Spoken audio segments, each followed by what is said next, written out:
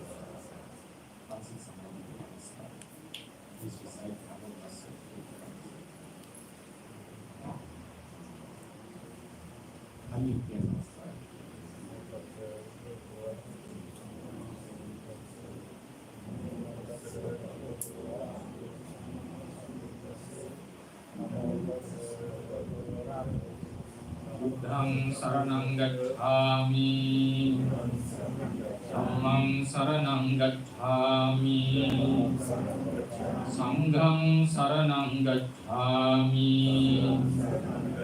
tutiyampi buddhang saranang gacchami, tutiyampi dhamman saranang gacchami, tutiyampi sanghang saranang gacchami, tatiyampi buddhang saranang gacchami, tatiyampi dhamman saranang gacchami, tatiyampi sanghang saranang gacchami, saranaгаmanang sampunnam පාණාති පාතා වේරමණී සික්ඛාපදං සමාදියාමි අදින්නාදානා වේරමණී සික්ඛාපදං සමාදියාමි කාමේසු මිච්ඡාචාරා වේරමණී සික්ඛාපදං සමාදියාමි මුසාවාදා වේරමණී සික්ඛාපදං සමාදියාමි සුරාමේරය මජ්ජපමා දට්ඨානා වේරමණී සික්ඛාපදං සමාදියාමි විසරණේන සද්දින් පංචශීලං ධම්මං සාදුකං සුරක්ඛිතං කତ୍වා අප්පමාදේන සම්පාදේ තබ්බං समन्ता चक्रवालेषु अत्रा गच्छन्तु देवता सद्धम्मं मुनिराजस्य शृण्वन्तु सग्मुक्तदं धम्मश्रवणकालो अयं वदन्ता धम्मश्रवणकालो अयं वदन्ता धम्मश्रवणकालो अयं वदन्ता नमो तस्स भगवतो अरहतो सम्मा सम्बुद्धस्स नमो तस्स भगवतो अरहतो सम्मा सम्बुद्धस्स नमो तस्स भगवतो अरहतो सम्मा सम्बुद्धस्स නහිරුන්නං වා සෝකෝ ආයාචඤ්ඤා පරිදේවනා නතඤ්ඤාතින මත්තාය එවං තික්ඛන්ති ඥාතයෝ අයං ච කෝ දක්ඛිනා දින්නා සංගම්මි සුපතින්තිතා දීඝරත්නං ඊකායස්ස තානසෝපකම්පති සෝඤාති ධම්මෝති අයං නිදස්සිතෝ පේතාන පූජා ච කතා උලාරා බලන්ත භික්ඛූන මනුප්පදින්නම් කුම්හේහි පුඤ්ඤං පසුතං අනප්පකන්ති. Good evening, everyone. Today we have gathered here to give the Dhamma sermon on behalf of Mr. Anup Dinel, who passed away 3 months ago. And Mrs. Hana Dinel invited me, as it was done after 7 days of the demise, to do the Dhamma talk. And I heard that it's a live stream going on, and some audience is joining from overseas. So hopefully we'll have a good Dhamma discussion, Dhamma sermon for about an hour. First of all, we should make a determination by all the merits, the good thoughts that we'll be accumulating throughout this Dhamma talk. We have to dedicate it for Mr. Anup Dinel. So wherever he is, if he is in a place of in need of merits, in search of merits, may he rejoice in them, especially this Dhamma sermon arranged by his beloved wife, Hana Dinel, and also his 2 children. And also some of his good Kalyan Mukta's friends all together everyone came together and organized this talk, and also myself, who is a good friend of him. And we all dedicate all the merits that we will be accumulating throughout this talk to him, and he may be happy in his future destination and may be able to fulfill his requirements to attain the Nirvana and finally get rid of this samsara. So, first of all, I'd like to introduce Mr. Dinel, the relationship I had with him. As I said in the previous talk, I think new listeners are also there. I met him when I was a layperson, a boy actually, at my uncle's place, Mr. Premtek, and I was also here actually. And we developed a very good relationship with each other, became each other. Especially we discussed a lot of Dhamma talks, because I was a child who was dedicated to determined to become a monk those days. And so we used to talk about Dhamma for hours, even till late night those days, and we had a very cordial relationship with each other. And also he was the one who drove me to the monastery the day I renounced my household in my uncle's vehicle, because I left my home on 6th of October, that was today actually, from Boras house, and I spent one night at my uncle's place. Then on 8th, my uncle took me to take an uncle to the monastery. Anup said he wanted to drive the vehicle. He said, like Kantaka drove Siddhartha to the house renunciation, I want to drive you for the household to the life of a recluse. And yes, so he was very much dedicated in supporting the Sasana actually. Yeah, he had his own life, and he has his own desires following. But at the same time, he was a very kind-hearted person, good-hearted person. He supported us very much. Especially, he talked about how to prolong the sasana. He was very, very much interested in the longevity of the sasana, and he did a great support to our monastery when we established the International Institute of Theravada. He did dedicated his wealth, and also especially when we were in need, especially during transportation and all, he very freely gave his own vehicle to us on many occasions with his driver.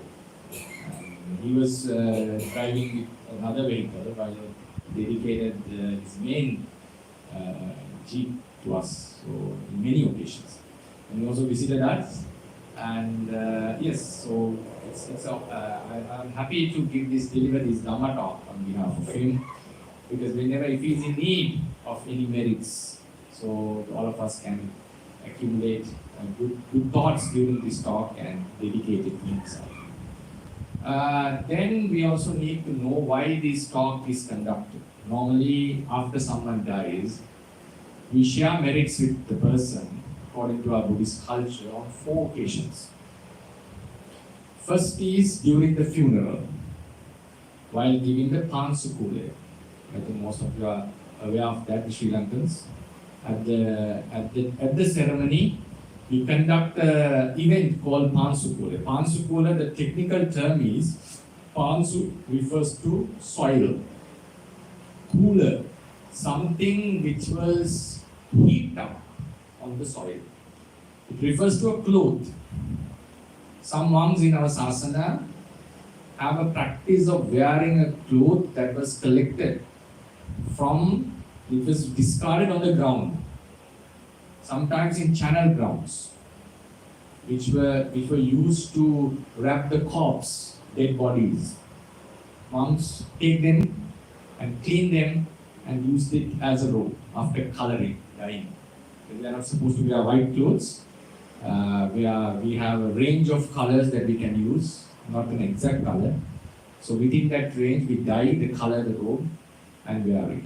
So some monks used to, because when the rich devotees, they offer us robes, they make it very soft and very comfortable. So this is one of the channels that we can exceed our or release our craving. In those days, robes were very valuable. Clothes were not very abundant in the society. So it was very hard to get. So some monks have the practice of not accepting robes given by the devotees, but using the robes collected from the ground. So that robe is called Pansukula. Pansukula. What happens at the ceremony of the funeral is that we dedicate a robe to the Sangha. We dedicate a cloth to the Sangha. Sometimes they keep it on the coffin and ceremonially make it something related to the corpse, dead body. And then we offer it to the Sangha, saying this is given to the Mahasangha, and that is a great merit according to the Buddhist teachings. And then in the beginning of the ceremony, you observe Sila, Pancha Sila, as we did now. And that is accumulation of Sila. Sila means observing or establishing yourself on a proper conduct. Then we dedicate this robe, which signifies dana, charity. There are 3 main conducts in our tradition: dana, sila, bhavana, charity, virtue, and practice of meditation. And on that ceremony, after the robe is given to the Sangha, it is not given as a private offering or not a personal offering to the monks who visit there. It's given to the Mahasangha, Sanghasadeva. The merit is great. Then the monks chant a verse taken from the Buddha's teachings, which elucidates or which describes the impermanence of the life. Anicca sankhara upadavaya dhamma upajjipa nirucchanti tesam rupa samosukho. In depth, this stanza contains the entire path towards liberation. So this verse is uttered. So the monks are accumulating a type of meditation, and if the devotees can contemplate on that, even momentarily they are doing some sort of little bhavana, meditation. And this signifies dana, sila, bhavana. In the beginning they observe sila, in the middle they do the dana, charity, offering the robes to the Sangha, and then at the end they do the contemplation of meditation, giving attention or contemplating the phenomenon of impermanence. And then at the end of all these events, we dedicate that merit to the deceased person. That's the first occasion we dedicate merits to someone. Then after a few days, on the sixth night, we normally arrange a Dhamma talk and then gives the dana for the Mahasangha on the next day on the 7th as another assistance and also sharing merit with the person. So the person, if he is in need of merits, he will be able to gather them. Getting merits means, once a Brahmin called Januswami approached the Buddha and asked, we are doing this custom of sharing merits, and it was a custom even which existed even prior to the Buddha. Those days, some used to keep some food and some material stuff that the person liked during his present life. So they expected the person would get same material requisites in the following life if he dedicated to them. Buddha didn't encourage that actually. Even in some countries these days, some Buddhist traditions have evolved that if you dedicate certain material stuff to the dead person, in the afterlife he is supposed to get them. That is not something encouraged by the Buddha. So what Buddha said was, dedicate the merits. Merits means it's not, when you dedicate the merits doesn't go to the other person like money is transferred through my bank account. When you transfer the money, you lose your amount in your account and it's been added to the other person's account. Transferring merit is not such a phenomenon. It's similar to lighting a lamp with another lamp. When you light the lamp with another lamp, the fire doesn't reduce in the first lamp, right? So in the same way, when you transfer merits, we make a determination, may the person rejoice on this merit.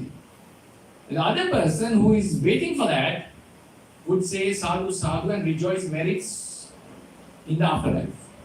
So then for his thoughts of saying sadhu and appreciating what we have done, which is a wholesome thought, acknowledging what we have done or appreciating what we have done, he accumulates merits in the new life.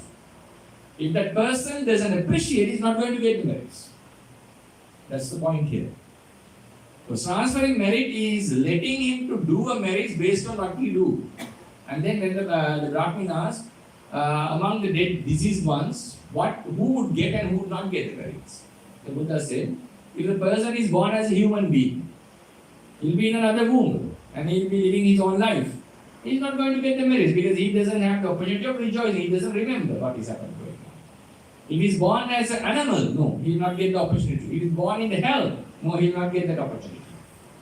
If he is born as a deva, divine being, he may enjoy, but Buddha said he will not because divine beings are occupied in their own luxuries. But if he comes and rejoices, he can. But normally they won't look at us if they are in a divine realm. But in some lives, there is an intermediate life according to the Buddhist teachings, which we call as spirits in our day-to-day life language, who are born in certain lives, so they are expecting some merits. So what happens is, we as the beings who doesn't have the divine eye to see what has happened to the person, we don't want to take a risk. So what we do is, if the person is in need of merits, in case if he is in need of merits, so we do the merits and share with the person. Because according to the teachings, if someone is born in that intermediate state of expecting merits, they are always in watch of their past relatives. They may not come to the house, it's not necessary, but they are keeping a watch eye on them. Is if someone is doing merits on behalf of me and sharing them, because they are in need of that. Even we can rejoice on the merits that we others do as human beings, but it's not going to affect greatly to our lives. Our lives are not going to change immediately. But those lives are in a state in which that rejoicing on merits could drastically change their situation. It can upgrade their lives. So that's what happened to King Bimbisara. He offered the Velwana Rame to the Buddha, the first monastery that was dedicated to the Buddha Sasana. And then he forgot to transfer the merits to the other, then he didn't have the custom actually as a king. Though the custom was there among the other people, the king didn't have that ritual. There were 60,000 spirits who were expecting merits, who were his relatives long time before. They were expecting for the merits. And he didn't give the merits. So next day at night, they showed up themselves in their dreadful appearance and they wanted to give a hint that the king couldn't sleep that whole night. He was so afraid. On the very auspicious day, the day he offered the first monastery to Buddha, and the next day he couldn't sleep. The whole night he couldn't sleep. He went to Buddha and asked, "It is a sign I couldn't sleep all night. There some dreadful creatures appeared to me." And Buddha said, "Don't worry. This is not a sign about any downfall of your kingdom or kingship. Don't worry, you will not be affected by any bad omen. It is not an omen. This is a sign that one of your past relatives in samsara are expecting merits." So then he asked, "Can I still transfer?" "Yes, you can do." Then what he did was he offered food to them because they didn't in those intermediate lives. Some intermediate lives, they are in a good status, good condition. Some are in bad conditions.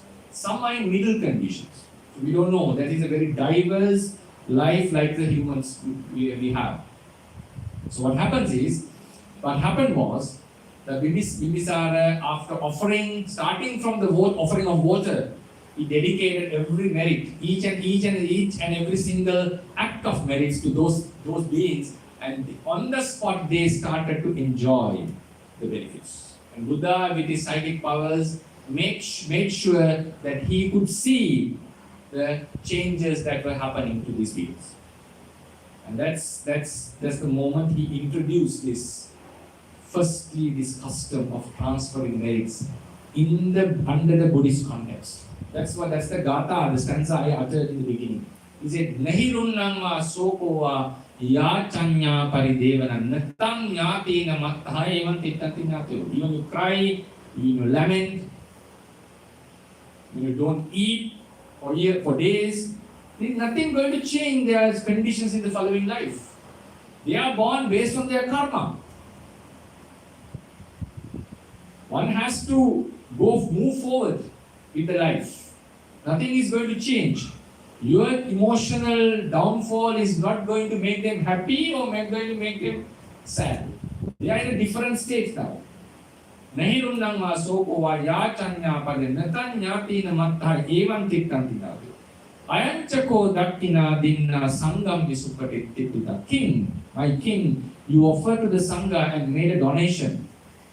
Offering should not only be done to the sangha, but when sangha is fed with the food or given the food, offer the food, that generates a great merit because of the virtues the sangha is having. Ayanchako dakkina dina sangam nisupati digarattam hitayasa dhanasopakapati. That's going to affect them on the spot. And the king could see that with his own eyes. Only the commentaries say the Buddha made it clear only to the king. Others couldn't see. Only the Buddha and king should see that. And he was very happy seeing the positive effects that were caused by his merits. Then, Sonyati Dhammoti Ayanidasito, my king, you have shown to the world this is how the dead relatives should be treated. Not lamenting or not with sorrow. Not by thinking about them and worrying. What you are supposed to do is accumulate some good merits and share with them. And they are ready to share. But if they are born as a human being, they are not going to enjoy. But then the Brahmin asked the question, if they are born as a human being, who is going to get that merit? Then Buddha said, there will be some other relatives who are expecting merits in their life. Present life relatives or past life relatives. The connection could extend for lives. There is a story in which Venerable Sariputta's mother, being in that intermediate state, came to the Buddha, came to Sariputta and said, about her suffering. She complained about her suffering and asked him to do some merits and share with him. And he did so with the help of Moggallana and the Mahasangha. And she started enjoying the life luxuries. So this connection could extend for many lives. So therefore Buddha said, don't worry, there will be other relatives who will be enjoying the merits. Even though that person is born as a human and he is having his own life, don't worry, others will rejoice. Then Brahmin asked the question, what happens if there is no any relative in these intermediate states that are going to rejoice in it? Then Buddha said a very strange answer. He said, it is impossible, Brahmin, for a certain particular person in this intermediate state, being free from relatives or friends would never happen. Given the length of the samsara that we have walked so far, it's impossible that this state will be empty of anyone's relatives or friends who have a connection to samsara. So someone would surely benefit out of it. Then he also added, in addition to all of these, the person who is doing the merit is going to benefit out of it. Because you are the one who is doing it. And you share it with this one. So therefore, the person who is doing the merit is surely going to benefit out of his own merits or her own merits. So then, what happens? Now what we do in our customs, on the 6th day we give a Dhamma talk, and on the 7th morning we offer the meals to the Sangha, virtuous people, and we transfer the merits. These have multi-purposes. The person who is in need may get the benefits if he is rejoicing on them. And also the person who is conducting, the family members, they may feel that they have done something to their relatives. And also it's a good opportunity to soothe themselves, to calm down or put down their sorrows. You know, for example, all of us who have undergone this, is myself, when my two grandmothers passed away, when I did the 7-day Dhamma talk for both of them, those days I felt that I have done my duty. So always, even as monks, we feel something is missing when some close ones died, because with both of my grandmothers, I could give the 7-day Dhamma talk for them in my parents' house. So on both these occasions, I felt after the talk, I myself felt very comfortable. I have done my duty for them. That's the only thing we can do after they have died. So that's a great opportunity for us, the ones who have died, the ones who are living, to have some relief for their thoughts. And also, the person who is in need will greatly benefit if he enjoys that. The 3-month Dhamma discourse. Now, this discourse and the offering, we have long time to prepare ourselves. For example, now Thana prepared for this starting from months, right? We sent the message, Dulika was coordinating, so we had to give the thanks to him. And like since the 7-day talk, you had the intention of, and also wanted myself to come and give the talk. I think she liked the talk, that's what she had said actually. And so we arranged the talk, and she was prepared. So many of your thoughts are involved in the process. So we are getting more merits, more than what happens in the 7-day Dhamma talk, because we are more involved in it, and we have more space for ourselves to control our emotions and move forward, and we'll be able to do a much greater merit, because on the 7th day, emotions are still raw. So therefore, even though we do the merits, sometimes the emotions can run over us. On the 3-month Dhamma talk, we feel like we can give some great merit to the deceased person. And then in the 1 year is a ceremonial thing, because on the same the day, 1 year before he died, the person died, we do the conduct again with the purpose of remembering him and transferring him. And some customs, some people keep on doing this for years and do the Dhamma talks and sharing the merits in case the person is in need. So these are very good customs that we do in our Buddhist traditions. The days doesn't signify anything. The days doesn't signify. If you are doing it in 5 months, if you are doing it in 6 months, or even you do it on 3 days or 8 days, 10 days, there's no significance in the day. You have to understand that. But the custom has been we do it on 7th day, 3 months and 1 year. And even if you are supposed to have to shift the dates a bit, that's not an issue. Even you do the conduct after 4 months or after 6 months, that's not going to change anything. Because what we are doing is accumulating merits and transferring or sharing it with the deceased person. So that we have to understand. Although also it can be done on the same day the person died. It can be done. So that's what we are conducting here. We are accumulating a great merit by doing the sermon, listening to a sermon, and transferring or sharing the merits with the person. And then in this regard, I was also told to talk about some information on how Buddhist, in the Buddhist context, on how the rebirth happens. Right? So because someone dies and he is born again, that's the doctrine the Buddha has taught us. What are the reasons for this? We have the concept of normally reincarnation and rebirth. These are two concepts that we are familiar with, and we have to be very clear on what these two are. Under the Buddhist context, Buddha believes or taught a doctrine about rebirth. If someone dies, he will be born unless he has not eradicated defilements. If he has eradicated the defilements, if he is an arahant, completely fully enlightened, and has no attachment or craving towards the life of the world or the world, he will not have a rebirth again. That's Buddhism in a nutshell. But what is this rebirth? What kind of a process is going on? Most of the religions in the ancient time, which believed in a rebirth, advocated a soul or a self that could transmigrate from life to life, like a bird flying from a tree to another tree. So there are various doctrines which elaborate on this fact, especially the Upanishads. They also talk that all the 5 aggregates are non-self, but the self is permanent.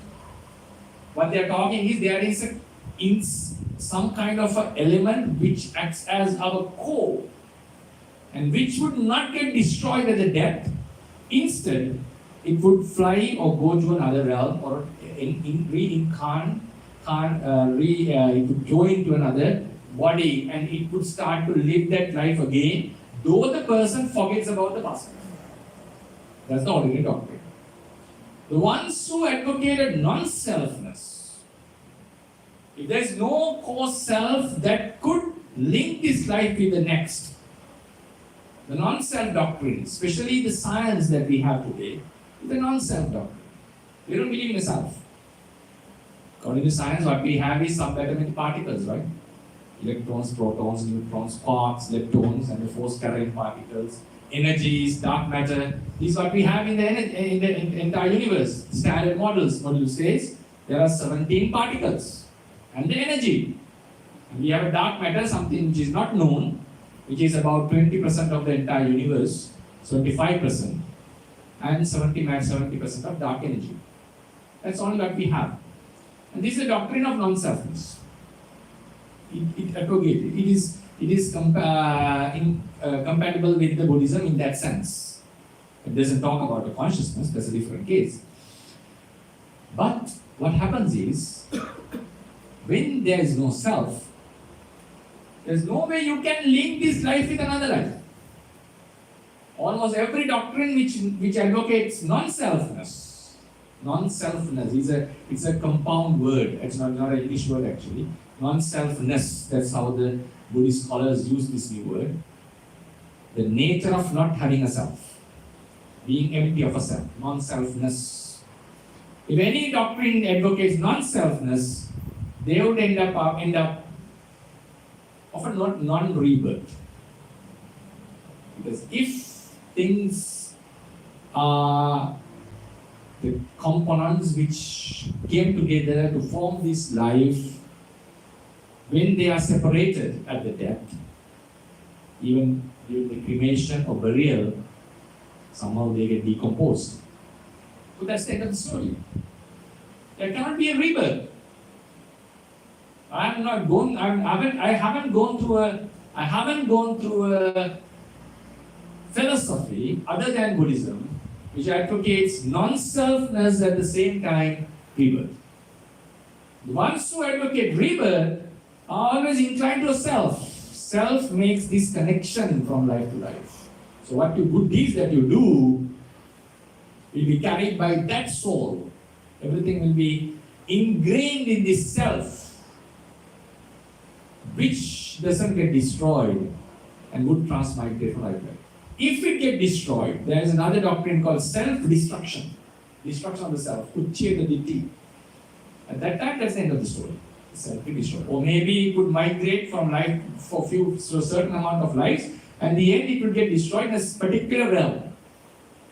Or otherwise, there's another very special doctrine called a self is born, and due to that self, a new self is born in another life based on the karmas that were done in the previous life. The new person is utterly a new person.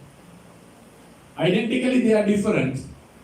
But due to the karmas of another person, a different person was born. But they are always advocating about self. In Buddhist teachings, this is a very unique one. This is non-self. There's no self here, but there's a rebirth, which is a very difficult doctrine to be explained. How could you make the link if there's no self? Rebirth, according to the Buddhist context, is a birth happening without a self. There's nothing going from this life to next life, but there is a relationship.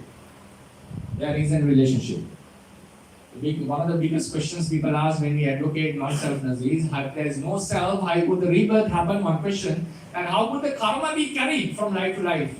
And how could the same person will be experiencing the good and bad karmas done in samsara if there is no person? Who is the carrier? Where is this stored in? It's a big question. So we have to touch upon the Buddhist philosophy a bit for this. First of all, we should know that there is no self, because this is called the problem of identity. We have two elements in our lives. That is the body and the mind. All of us know there is a mind. There is no doubt about that. Because we all are conscious. The problem here is, if you have gone through science or if you are adhering to science, you would say the consciousness is a function of the brain. That's called mind-brain identity theory. First you have to elaborate, there is a consciousness. I would say, according to Buddhism, there is mind and matter, two different elements. Obviously, you would ask, isn't the mind is a function of the brain? If you are advocating that doctrine, please keep in mind, you are adhering to a doctrine called mind-brain identity theory. It says brain states are more conscious states. A firing of a certain fiber in the brain, a neuron, is identical to the emotions that you say as faith or anger, whatever. So they can locate something. It's called mind-brain identity theory. And this was evolved to another stage called functionalism, with the innovation of finding of the brains of the octopus, because its structure is quite different. But there are counter arguments about that. Some believe the octopus brain is quite different from the human brain because it has few nervous systems, centers. So they started to advocate, because according to mind-brain identity theory, the brain is responsible of the consciousness.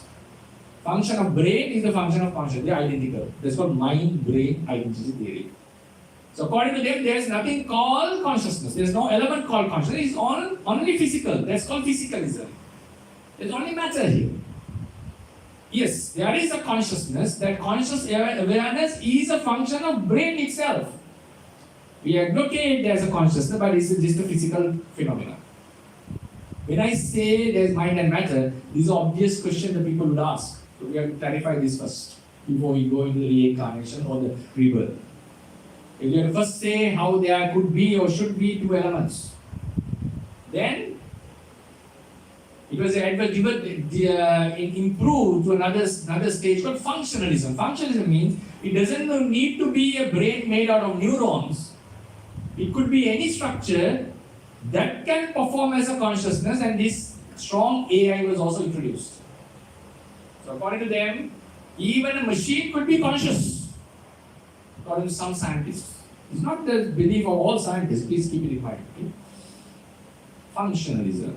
What is functionalism? If you get an input, you get an output. That output could be an emotion, but still it's functioned by the brain. In some machines, it could be something different. A different structure could be there.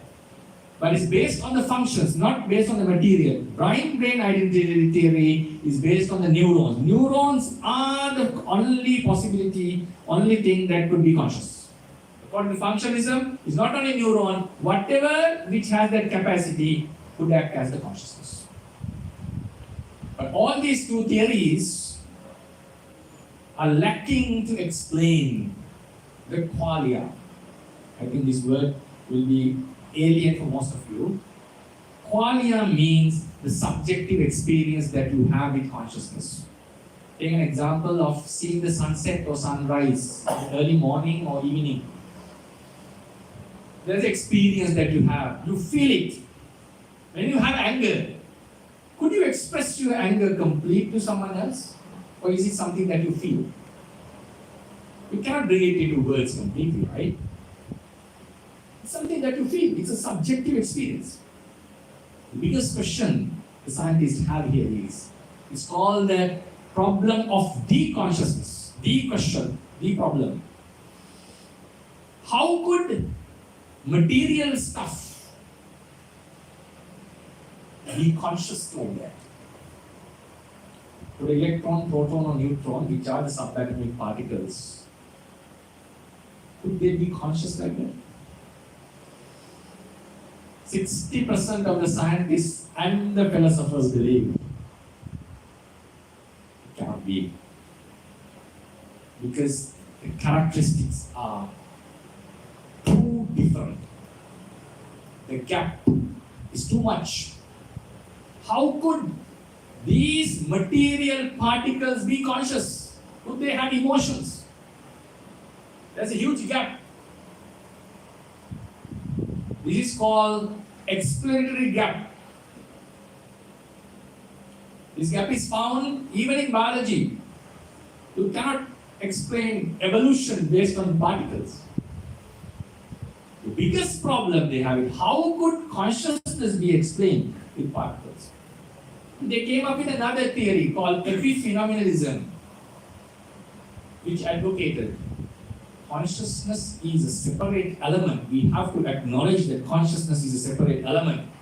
Material things cannot be conscious. I have to admit that some are believing in the material consciousness element. And some say, no, it's too much to believe that the matter is conscious. There have to be something called consciousness. And it's an emerging property from this matter. Emerging theory. Emerging theory is, it's similar to how two gases of hydrogen and oxygen come together and produce a liquid. Because the liquidity cannot be seen in gases. But when they come together, hydrogen and oxygen, they create water, which is a liquid element. It's an emerging property. It's called a weak emergence. Because with the hydrogen bond, sometimes you can explain that, but it's still considered as an emerging property, the liquidity.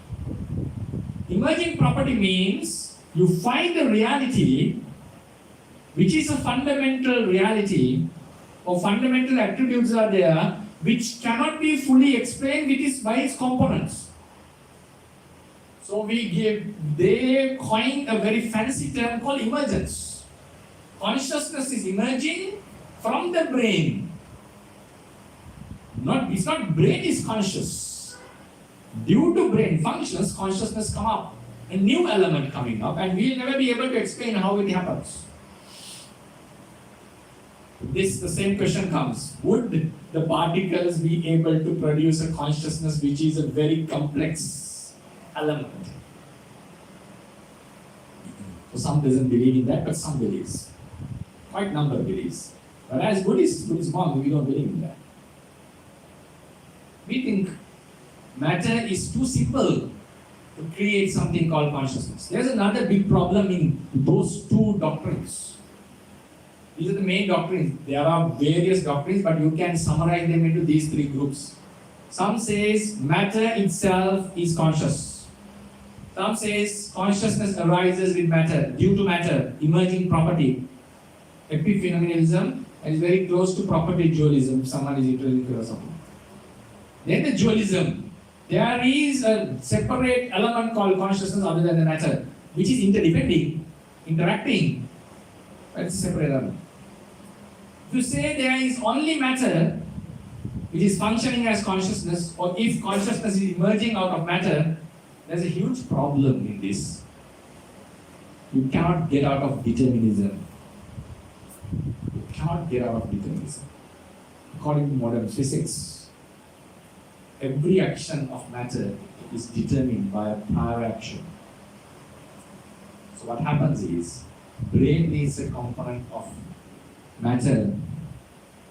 If you are able to trace the status of this matter with a super computer, you will be able to predict what would be the outcomes of this matter.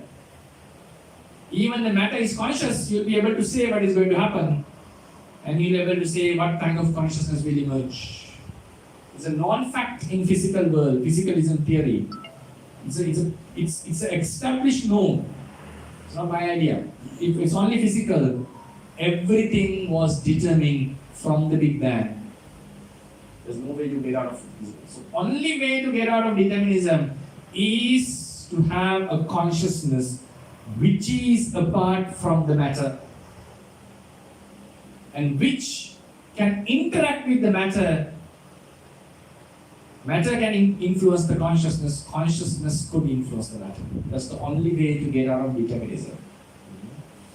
But there's a problem in that. I should also touch upon that and go to the rebirth discussion. Why is that?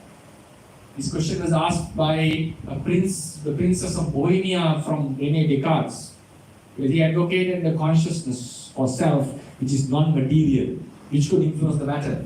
His obvious question is, your immaterial consciousness which is non-extended, how could it influence a matter? How could the immaterial stuff could influence the matter? Because it violates all the laws of physics. All the doctrines has its issues. But as a Buddhist, we believe in free will, and we believe in a free future. If we believe in a non-deterministic future, a life, so we keep on, even though not be able to explain based on physical science, there is an element called consciousness apart from the matter. How could we know this consciousness? That can only be known through consciousness. It's called retrospective. You observe your own mind, your own emotions. You know there is something conscious. You know there are emotions. How could you believe in that? Yes, you have to believe in that.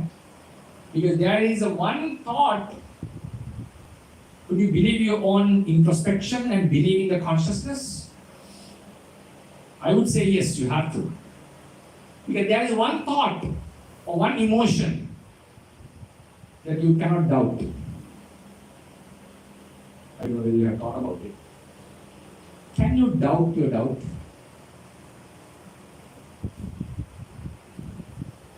What do you think? Can you doubt the fact that you are doubting? Can? You may be doubting how to label whether it's doubt or not. That's a different question. You can doubt that doubt. You can doubt it. If you go into a rigorous, nonsense, non-impractical regression, at one point you have to accept the fact that you are doubting. Come on. Doubt. You can doubt anything. You cannot doubt the fact that you are doubting. Otherwise, it doesn't have a basis. Right? How do you believe in? You are believing in doubt. You have to believe in doubt. You may doubt it in the first stage, but if you keep on doubting again, the doubt, you at one stage you will come to believe that there is a doubt. So doubt you accept with introspection. If you can accept doubt with introspection, why can't you accept all your emotions through introspection? That's what Buddha has told. It would not be captured by any scientific equipment. It is subjective experience. So according to Buddhism, even though it violates, I would say that physical science, we believe in a consciousness which is apart from matter because we believe in free will. If someone is adhering to physicalism, whether he or she likes or not, he is adhering to determinism. It's a known fact. So there are two components, mind and matter. Now we are coming to the repercussion because I have to establish, even when I say there is a mind, obvious question that will be haunting your mind would be, what about brain, Bhakti? Is it brain that then is responsible for being conscious? Yes, there is. Brain is obviously influencing the consciousness. We don't argue on that as Buddhists. When the brain is removed or there are damages in the brain, you will lose some cognitive ability. There's no doubt in that. That's called mind-body interaction, mind-body interaction theory. Yes, mind is interacting the body and body is interacting the mind, though it violates physical laws. I have to say that. But it is not the function of a matter. It's not an emergent property of the matter. It cannot be if you are believing in the free will. So, and it can be experienced through introspection, and that is the idea of common folks. Everyone believes in a consciousness. And we believe in a free will. And we believe that our course of life could be changed. We are trying to change the global warming. We are trying our best to end the poverty. All these are possible only because there is a consciousness which can influence the matter based on its decisions. I'm not going to talk about this philosophy deeper. But what happens is this consciousness, the Buddha accepted. He advocated that consciousness is not still. It's not a one entity. It's not a one element. It's not a single element. It is existing as a lineage. New generations of consciousness are emerging one after another, arising rather than saying emerging, arising one after another. Consciousness is always in a flux. One consciousness arises, immediately it would pass away. It would give rise to another consciousness. It would give rise to another consciousness. There can be two consciousnesses at the same time. One consciousness is existing in a lineage. What happens is, at a certain point, this lineage, which is associating a certain body, would stop. And the body is not suitable enough to shelter this consciousness anymore. Consciousness is one thing. It's a lineage, it's rising and falling. New consciousness are happening. But there's a force going on. After every consciousness, there's a new consciousness coming up. Depending on what you see, what you hear, what you taste, depending Yes. on that every second, your conscious. Yes. With the objects, new objects that you encounter, you are getting new consciousnesses.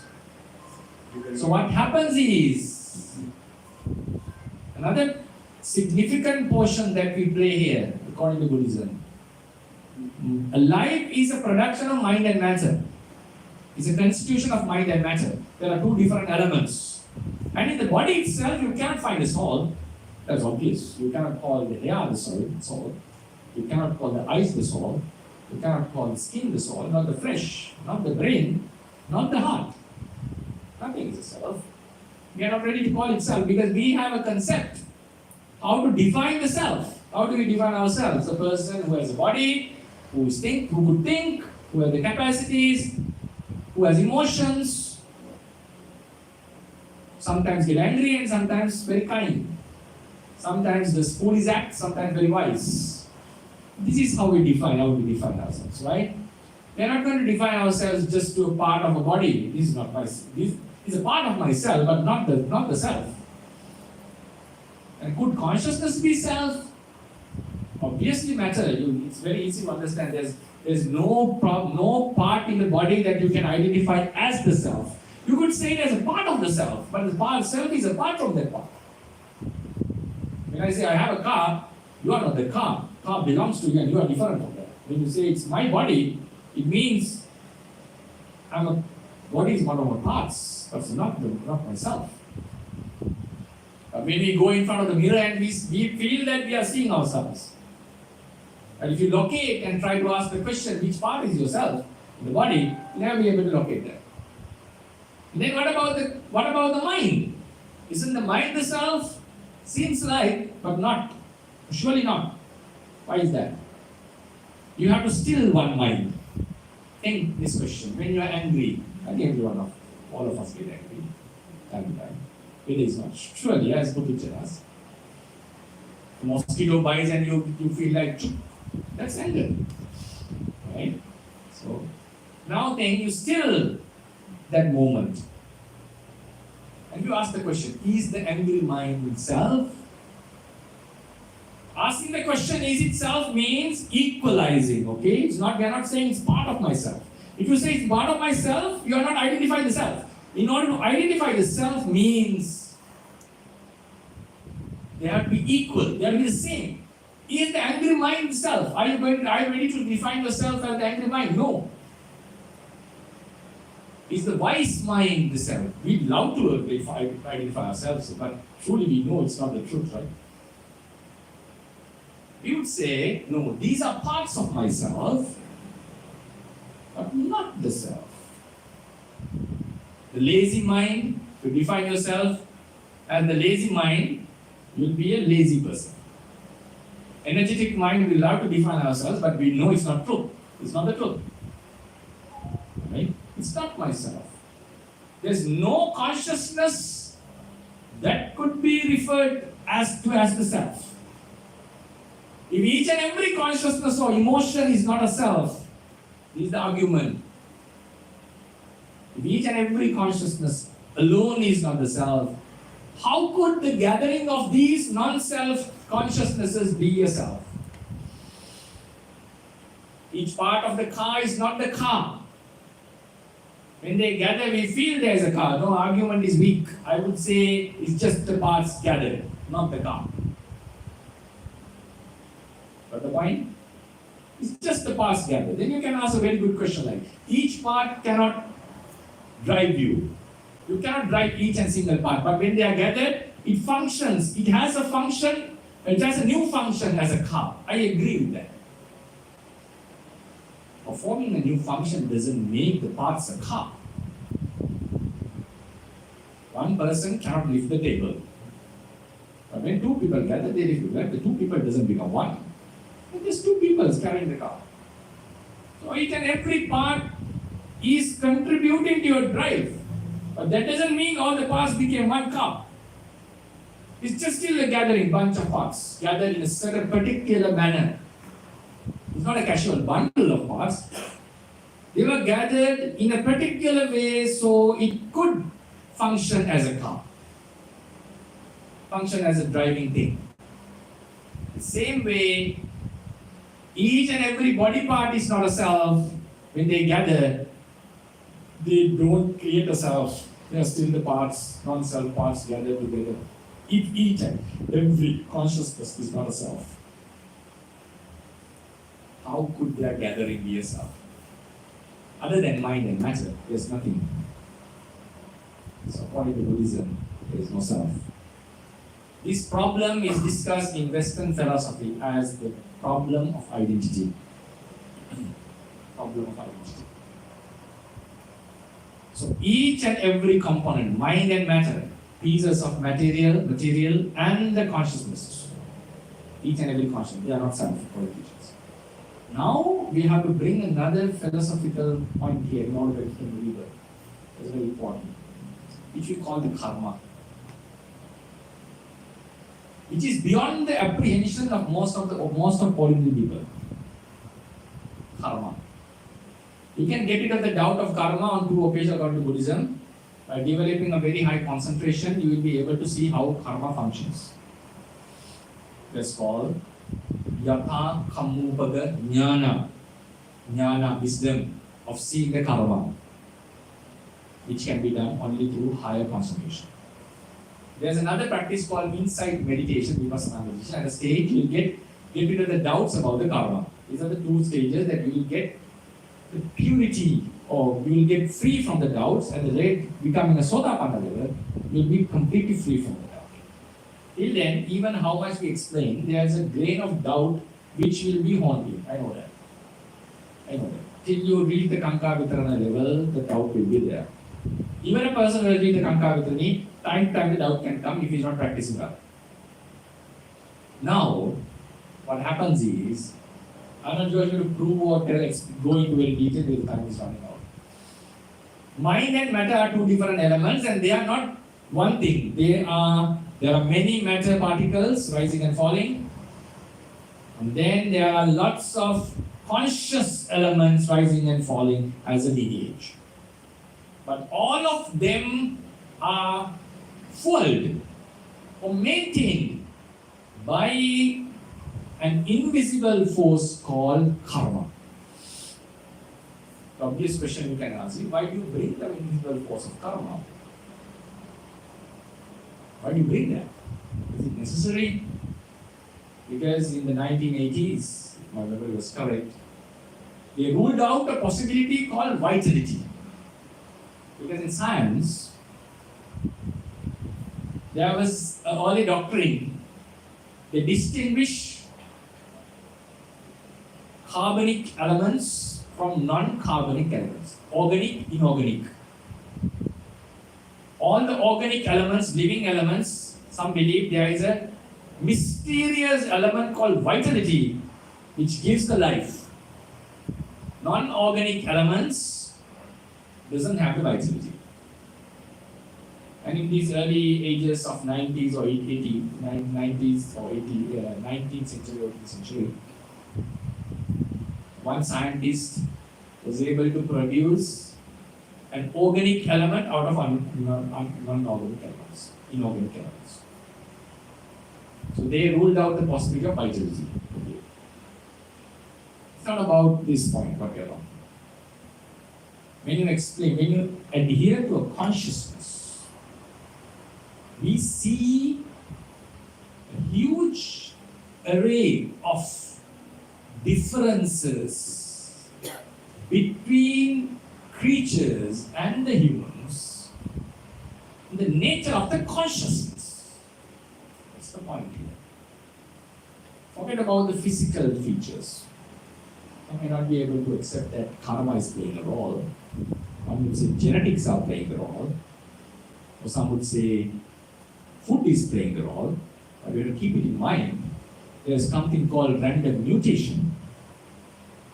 Random mutation. Mutation is happening. I would say it's a karmic mutation rather than random mutation. So that's where the karma plays the role according to our teachings. Anyway, but consciousness is diverse. Consciousness of every being is diverse. Now, with the foundation of accepting that the consciousness is a different element from the matter, the capacities of consciousness are so diverse that it could be attributed to, could be so diverse that it could be attributed to the present life causes. One would say our consciousness and thoughts are different because of our educational background, because of the culture. Yes, I understand. We agree on that. Yes, there is a difference. But there is something called inborn IQ of the person. Even the identical twins have different IQ levels. The research even shows that there hasn't been a significant research done to show that IQ could be increased. IQ is constant in one life, for most of the people. It's something innate. Now in Buddhist context, we are on a position of believing on consciousness. as a separate element of the matter. If you are attributing everything to brain and negating or eliminating the consciousness, the story ends. You don't need karma for that. You will be attributing everything to the brain. We are here talking about an element called consciousness, which is different from the matter, which is influenced by the matter, but which has its own existence. So in such case, when the consciousness is so diverse and it has innate qualities by birth, emotional stability, IQ levels, personal traits, yes, we see from the childhood, even among identical twins, some would say according to behaviorism, if you give the same conditions to two different children and you will be able, one person said, I forgot his name actually, you give me two children and I'll give the same conditions, I'll make them both doctors. It's called behaviorism. Buddhism, yes, you could make them, you cannot change the entire traits of the person. They will always have their unique traits. How could the consciousness by birth, always keep it in mind, this is based on the fact that there's consciousness apart from the brain. How could this diverse happen? Is it the brain only responsible for that? According to Buddhism, brain is made out of matter and it is too simple to produce a consciousness such as consciousness which is complex as such as it. Some element which is complex as such as the consciousness. So this diversity of the consciousness which started by the birth, from the birth, can only be attributed to another consciousness. Consciousness is influencing consciousness, we know that. More emotions we develop, more we will have in them. We develop anger all the time, you will be an angry person. We develop loving kindness, you will be a very nice person. So we can change. Even with the change of consciousness, you can change the brain states.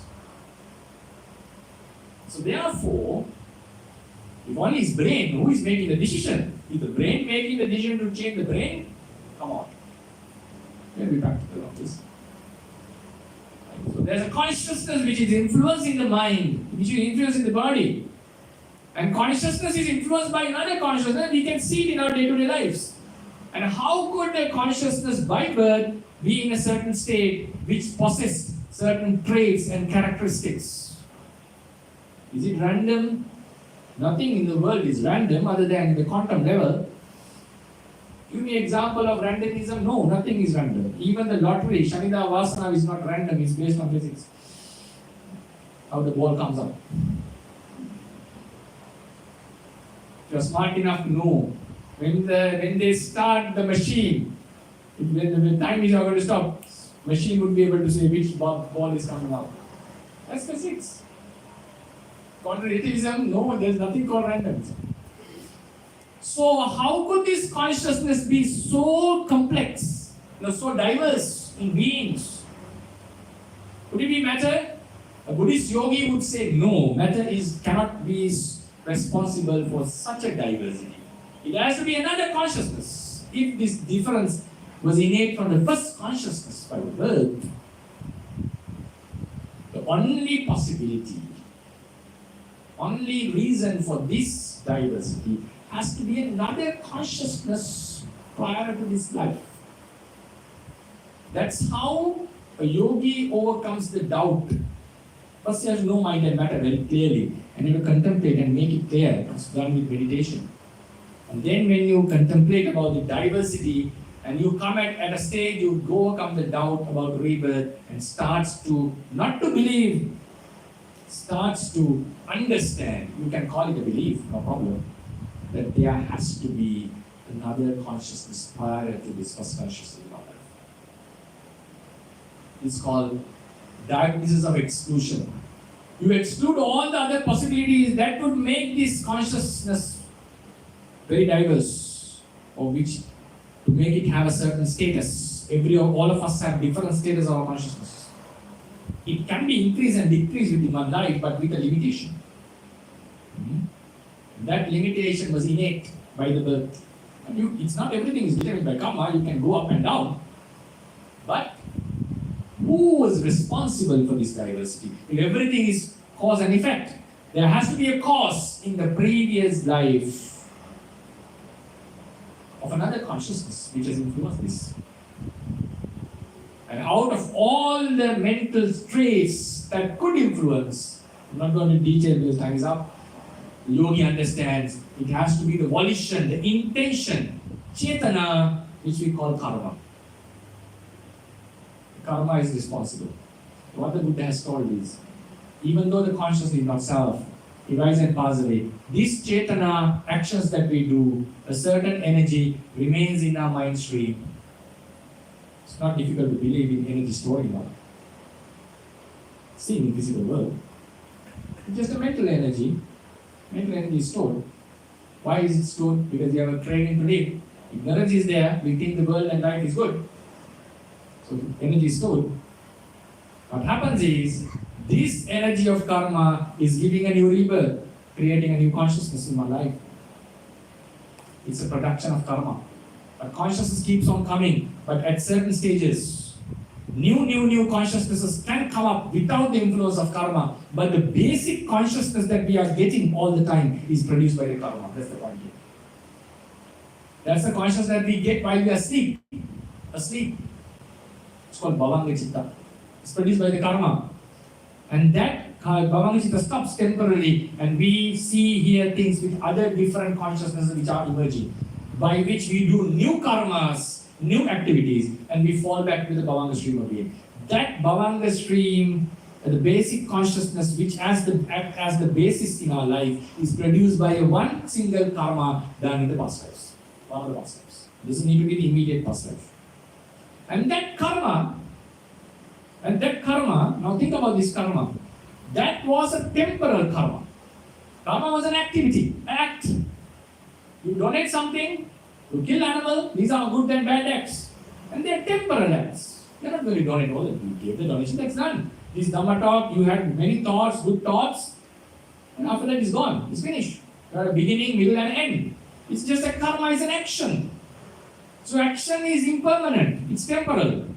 Now what do you think, a temporal impermanent action, would it be able, what kind of energy it would generate? Unlimited energy or a limited energy? Impermanent reality is most likely to produce a limited energy. So that karmic energy which was produced while we do the karma is producing this new life. So that energy has to end one day or another. So Buddha said, bravely, even before his life, he blew his life and he said, if you are talking about a birth, if you are advocating a birth with karma, as karma is impermanent, it's very difficult for me to believe that karma could produce an impermanent life. Because how could the temporal karma, which would have a limited capacity, produce an everlasting life? It's not possible. So it has to end one day. But what happens is, new karmas that we have accumulated are awaiting.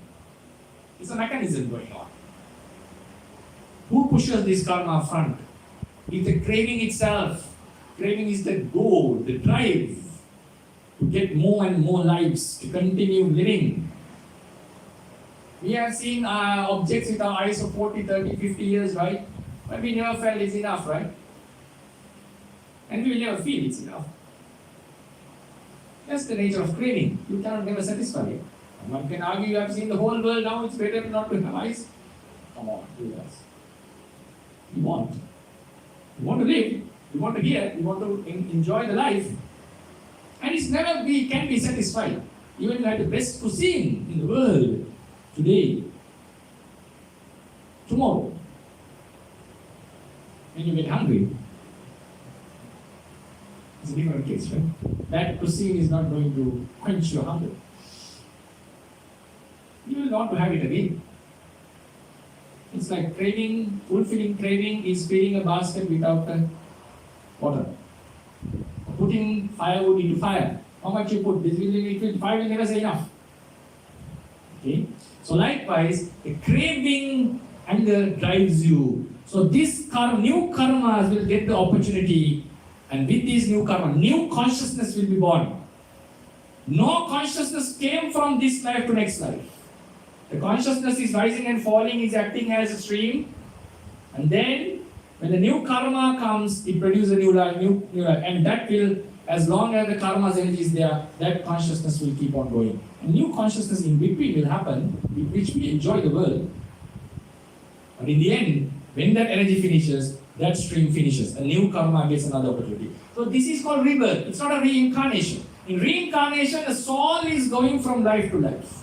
Here, the mind stream is continuing. No mind is migrating from life to life. It's a continuation of the lineage of mind stream, New consciousness are happening, but there is a link between one consciousness to another. So it's the same lineage continuing with a new appearance. Because every life is produced by new karma. That's called rebirth. And finally, so that's what happens if someone dies without eradicating the craving. We eradicate craving, we eradicate ignorance. That's why we crave the life. We don't know the actual reality of this life. So we have craving all the past karmas in activity. They will produce new lives. So what we are supposed to do in Buddhism, what is the end goal? Don't let the new karma to produce a new life. How could you do that? Because craving is pushing it. Eradicate craving. How could you eradicate craving without having a truth, knowing the truth about the life? Know the truth. Eradicate ignorance. Develop wisdom, vipassana. Why are we supposed to do that? Final question. Why are we supposed to do that? Isn't it good that we live as human beings and enjoy this? Aren't we supposed to accept the reality and live that? Live the life? Yes. It's a decision a person has to make. No one is forcing. Buddha will never force you to go to Nibbana, attain Nibbana. Because Nibbana means, for most of people, it's a dreadful thing. Why is that? What he is doing is preventing the karma from producing a new rebirth. It's not a destruction of a self. It's preventing a new rebirth. The new consciousness is not happening. So that's the end of the story. Then what happens to us? What's happened to I? The question is wrong. Why? Am I going to end? The question is wrong. Why? First of all, show me who are you. Is it the mind or is it the matter? Where's the I? First show me. When this question was asked from Buddha, Buddha was accused. You are destroying the living being with Nibbana. He said the question is wrong. If someone comes and tell me, for example, I don't have a car. Someone comes and tell me, your car got an accident, your car met with an accident. I will say, how would it be? There's no car for me. Question is wrong. If someone says, to Buddha, you are destroying the self, the Buddha's answer was, first show me the self. In order to get destroyed. It's just mind and matter rising and falling, continuing as a lineage. And this mind and matter, he elaborated how much effort you have to maintain. You have to put to maintain this. How much effort you have to strive, you have to make to maintain this. And still, how much you strive, it will end up one day. New life will be produced. In the new life, you forget what happens in the past life. The new life, and it is also marked for a distinct depth, a separation. And in the human life, sickness, sorrows, and everything is discussed. Some would say it's pessimistic. That is the truth, right? Pessimistic. Then would say, shouldn't we accept the reality and live? It's good. I would say not to get depressed by these speeches, to accept it. But underlying truth is it worthy going like this forever? Again and again and again and again, doing the same thing again and again in the new lives, not knowing that you have done those things.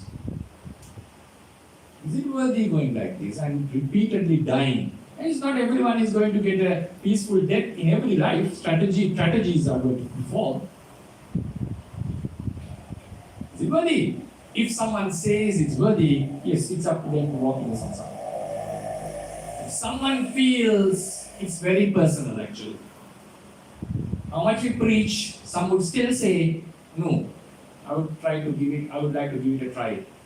Unfortunately, you will not remember in the next life that you gave it a try in this life.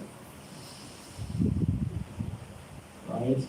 Only when the tragedies befall, we think, oh, how dangerous this samsara is. It's too late there. So, what the Buddha has said is, seen the past lives and seen the dangers of samsara, he has said, the best thing is to get out of it. One day, even if you are not able to do it in this life, the attachment is too strong. Have a slight, at least a slight thought, even though this nirvana seems to be dreadful to us, what he says makes sense. That thought would enough to develop this idea one day. If you get blossom one day, you will be able to see the benefits of nirvana and attain this nirvana. Nirvana, if there is any suffering in this mind and matter stream, Nibbana is free from that. Because there is no rebirth, no continuity. What happened to us? There is no us in order to happen anything. It's just mind and matter, non-self realities existing, which are suffering, which are impermanent. So what the Buddha has taught is to stop the continuation of suffering. Is not preventing a self. So that's our final goal. So that's what we do. Even though that doesn't mean that everyone is supposed to do it immediately. No. So in the lay life, you have to accept the reality and live it. You enjoy the life. But always keep this in mind. How much you enjoy is never going to satisfy you forever. Sensual pleasures are never the final resort. That you can rest yourself and be, yes, I'm done with it. No.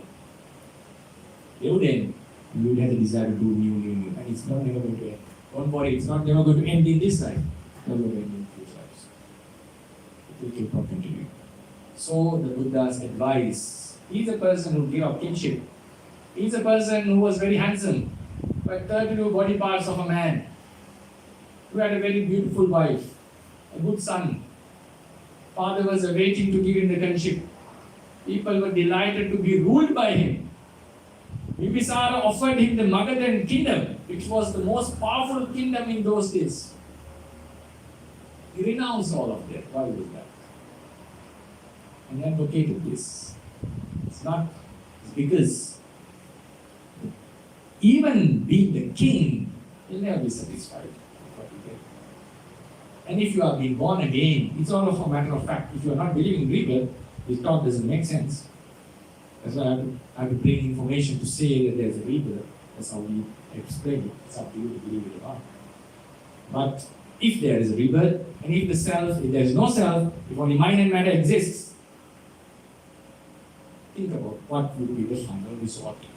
To continue this samsara without a self, believing that there's a self, with ignorance, and to end up encountering all these sufferings for the samsara, or to end this agony one day, and to be free from that. Finally, you may still have the question, who is enjoying in Nibbana? There is no enjoying in Nibbana. The last question which was asked, one question which was asked by Venerable Sariputta, if there is no feeling in Nibbana, how could Nibbana be blissful? What was the answer? How so, Venerable friend? Since there is no feeling in Nibbana, that's why it is blissful. This feeling, to get this pleasurable feeling, you have to work hard. Even you get it, it will destroy it. You work hard. The feeling is the carrot. We say in Sinhalese, right? You give a carrot there. You keep it in the donkey's head. Donkey will never be able to reach it.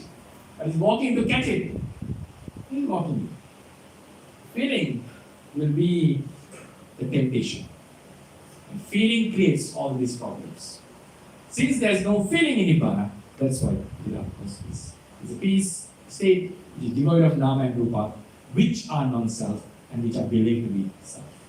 So that would be the story of Buddhism in a nutshell. So I hope you enjoyed the talk.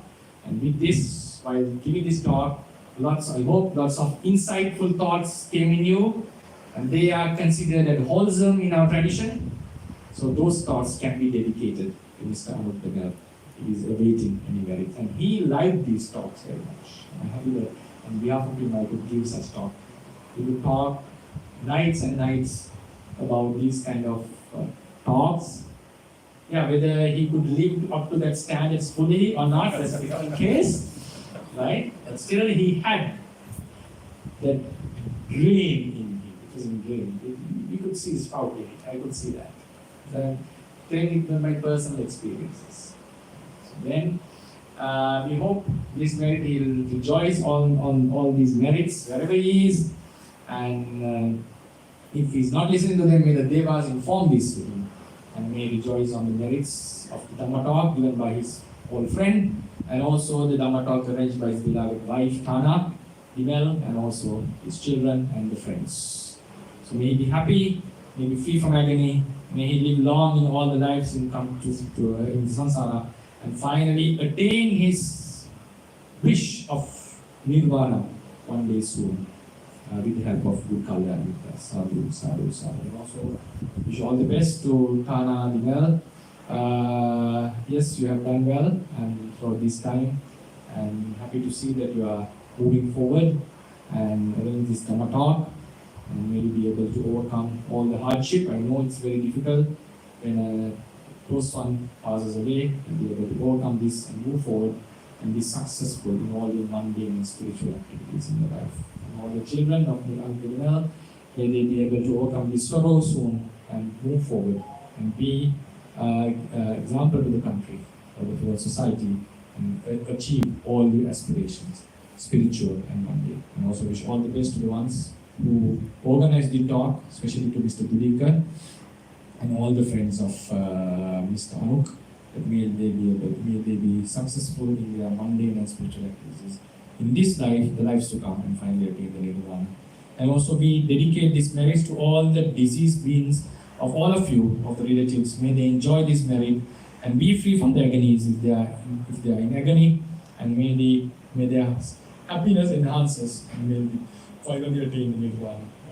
And also the deities who listen to this talk, who enjoyed on this talk, may they rejoice in this merit, and may their divine pleasures be enhanced, and finally protect the Buddha Sasana, and finally attain the Nirvana as their aspire. So we wish you all the best, and may all the beings be free from agony, and be well, be peaceful with the merits we have done.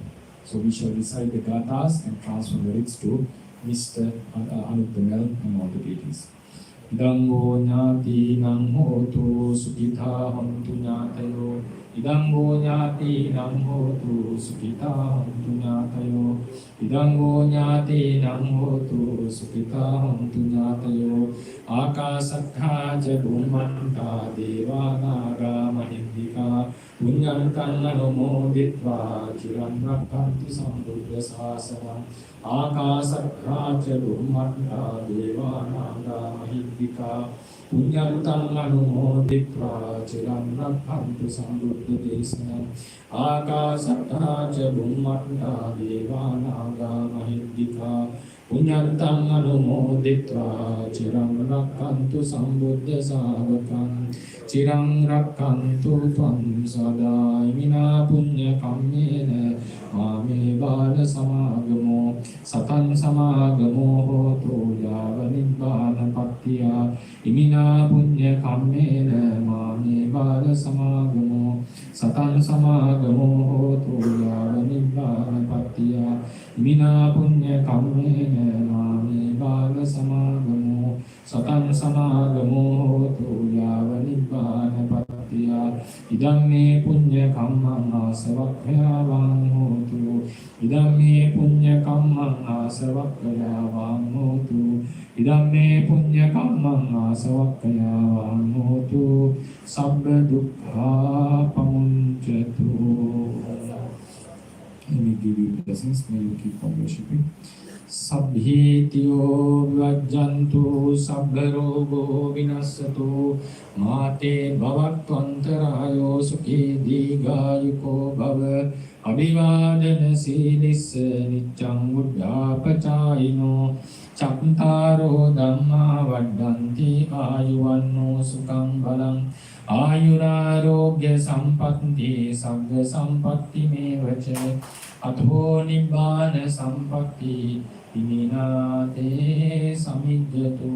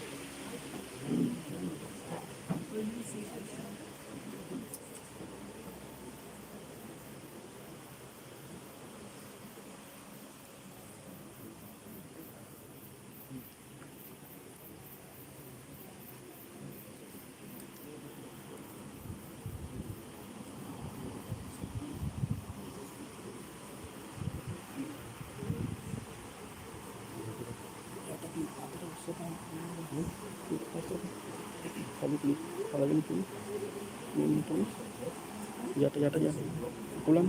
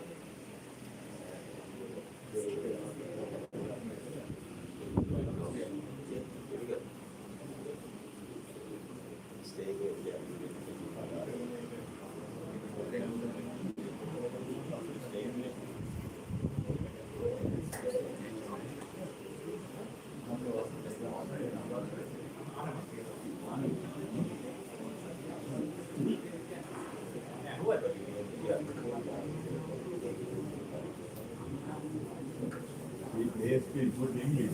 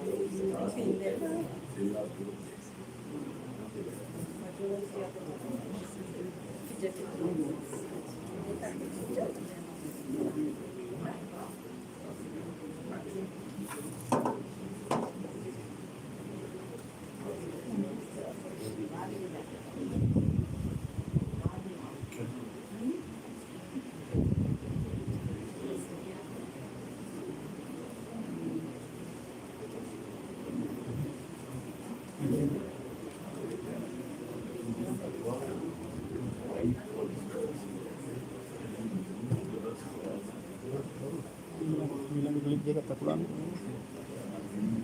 Udah tadi. Tanda tinggi kadang-kadang.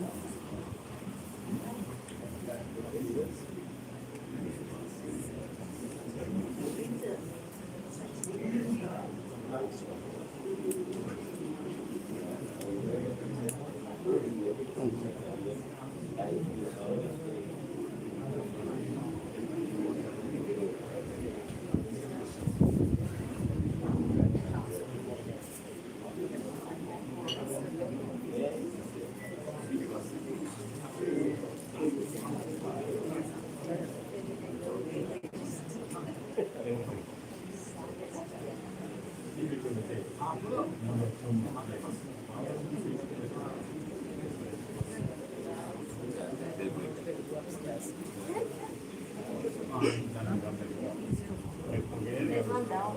The bags and we can. There's one down.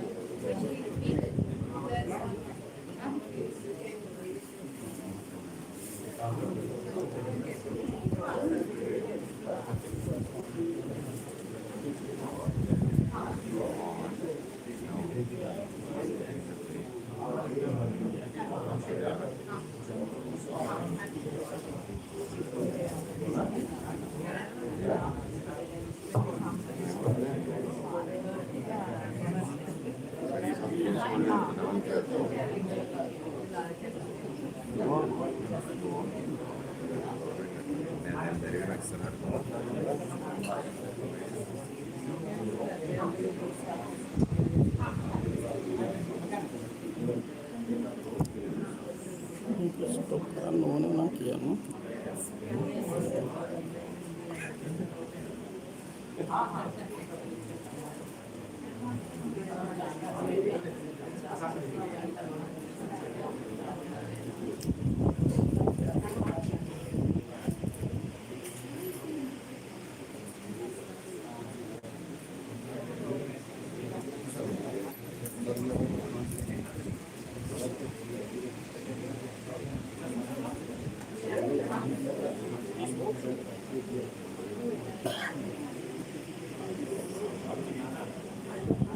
Connections. So the friends set up with this elections. You know.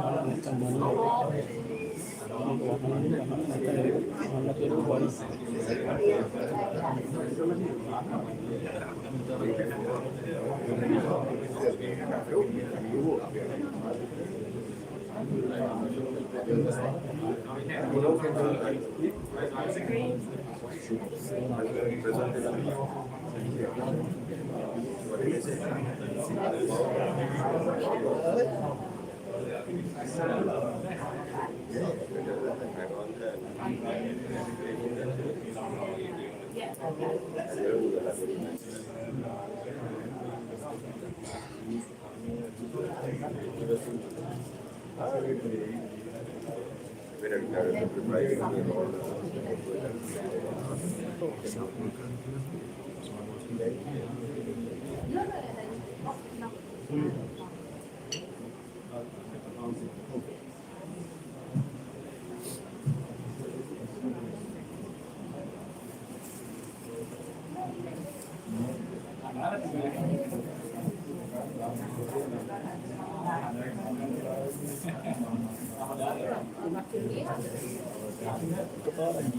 Lenggi. Kita Dah lah lalu. Kurang tak? that's all we are. Tadi kurang tak? Sekarang ni masih pakai Dah lah dah.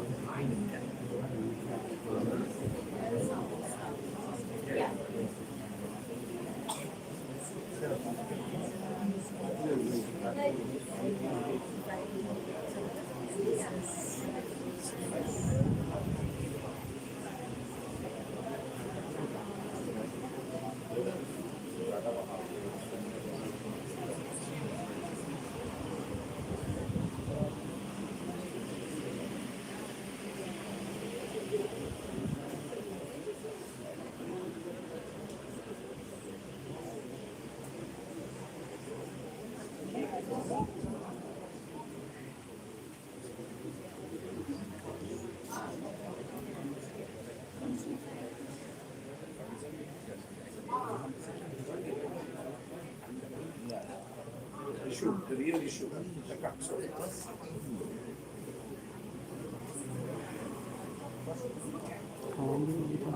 Tapi waktu yang lalu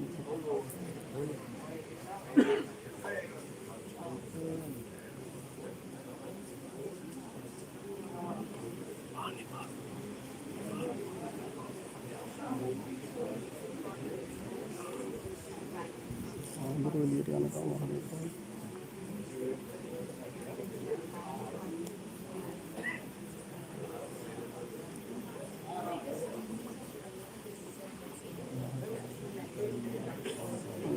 Hari ini loh.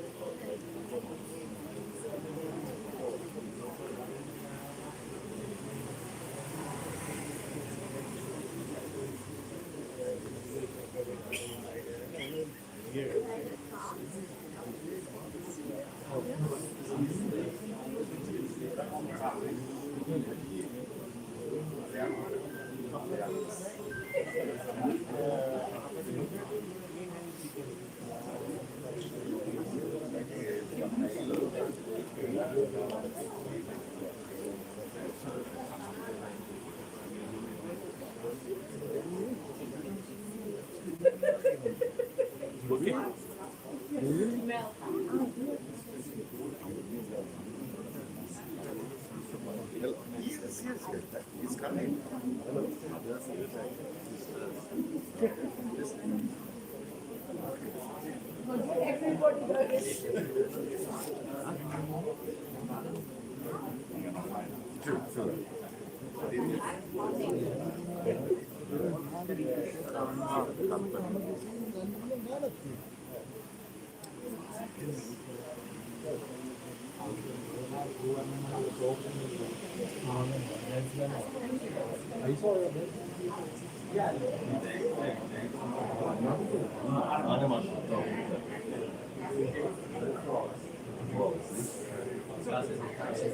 I came yesterday for a government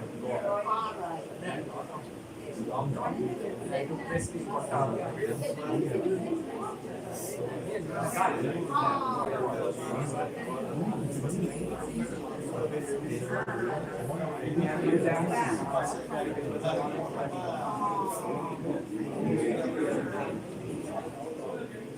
So when are you going back to India? No.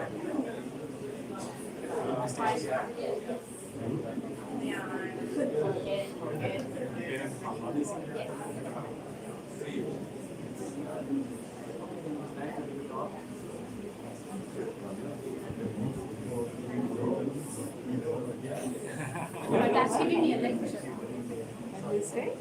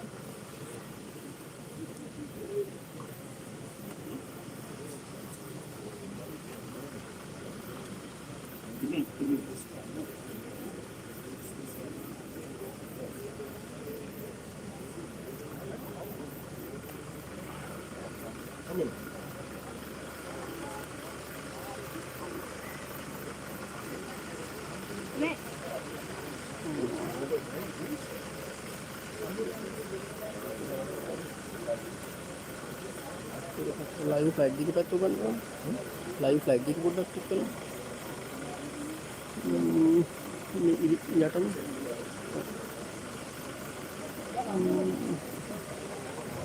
Akira? Huh? Close, close.